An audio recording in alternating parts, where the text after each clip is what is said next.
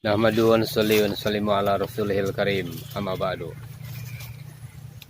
Saudara-saudara sekalian, Syekh Abdul Wahab mengatakan kesempurnaan kalimah la ilaha illallah di hati kita akan datang apabila kita tinggalkan benda dan tinggalkan usaha atas kebendaan.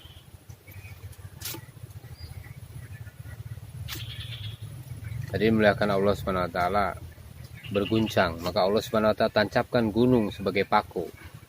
Ini kuasa Allah SWT. Apabila bumi berguncang, Allah tancapkan gunung supaya bumi itu diam. Jika hati zulum, tidak ada nur, maka lihat indahnya benda, maka puji benda, tidak bisa lihat kudrat Allah SWT. Hati zulum, maka usaha kepada apa yang ada di antara langit dan bumi. Padahal apa yang di antara keduanya adalah ghairullah, yaitu makhluk yang disediakan buat manusia. Jika usaha atas apa yang ada di antara keduanya, maka Allah SWT tak pandang. Hati adalah tempat menyimpan ilmu. Jika di hati telah wujud nur dari Allah SWT. Saudara-saudara sekalian yang dimuliakan Allah SWT, Imam Ghazali telah mencatat semua ilmu yang dia pelajari dan memasukkannya ke peti. Ketika pulang di tengah perjalanan telah dirampok. Maka Imam Ghazali katakan, kembalikan peti itu, karena itu adalah ilmu saya. Maka perampok itu mengatakan, bodoh kamu, katanya. Ilmu diletakkan di peti, bukan di hati. Maka Imam Al-Ghazali pikir. Maka sampai di rumah dia duduk di pembakaran roti dan melempar semua catatannya satu persatu.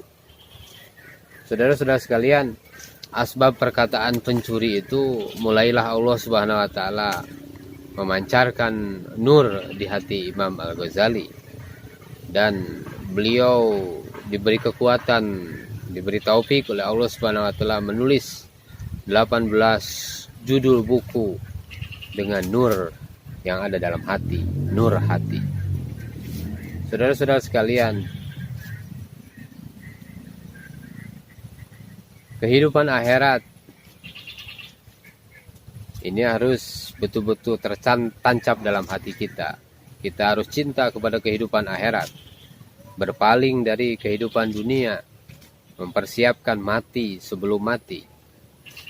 Seluruh amalan Nabi, yaitu dakwah, taklim, zikir, ibadah, dan khidmat, ini menghasilkan nur, menghasilkan cahaya dari Allah Subhanahu wa taala. Sehingga apabila dibuat secara kesempurnaan kerja dalam waktu yang bersamaan, di dalam usaha berkeliling, jaulah namanya, gash, akan menghasilkan nur yang hebat.